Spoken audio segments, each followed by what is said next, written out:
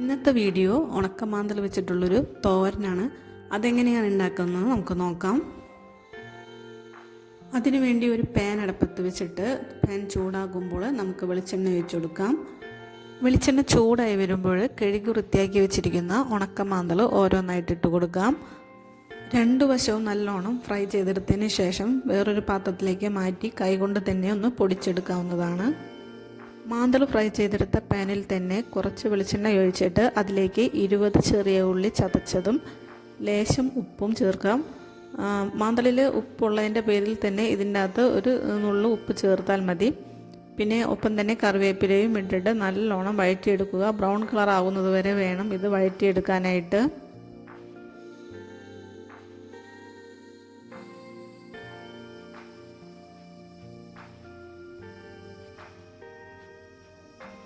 ഉള്ളി മൂത്ത് വരുമ്പോൾ 1/4 ടീസ്പൂൺ മഞ്ഞൾപ്പൊടി, 1/2 ടീസ്പൂൺ കാശ്മീരി മുളക് പൊടി, 1/2 ടീസ്പൂൺ ഉണക്കമുളക് ചതച്ചത് ഇവയെല്ലാം ചേർത്ത് നല്ലപോലെ മിക്സ് ചെയ്തെടുക്കുക.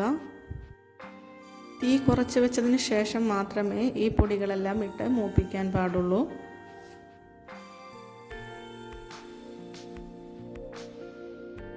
ഒരു ടീസ്പൂൺ പുളിവെള്ളം പിഴിഞ്ഞൊഴിച്ചതിന് ശേഷം നല്ലപോലെ മിക്സ് ചെയ്തെടുക്കുക.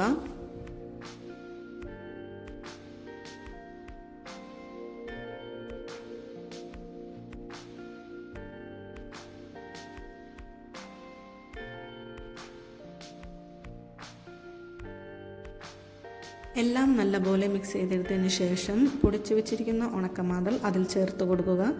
എന്നിട്ട് ഒന്നുകൂടി എല്ലാനും കൂടി മിക്സ് ചെയ്യുക.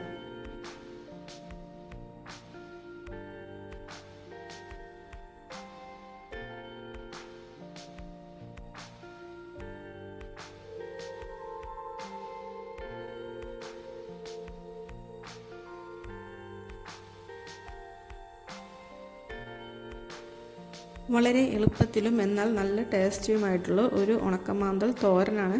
എല്ലാവരും ഇതൊന്ന് ട്രൈ ചെയ്ത് നോക്കണം. ഫീഡ്ബാക്ക് അറിയിക്കണം. ഇഷ്ടപ്പെട്ടാൽ ലൈക്ക് ചെയ്യുക, ഷെയർ ചെയ്യുക, സബ്സ്ക്രൈബ് ചെയ്യുക.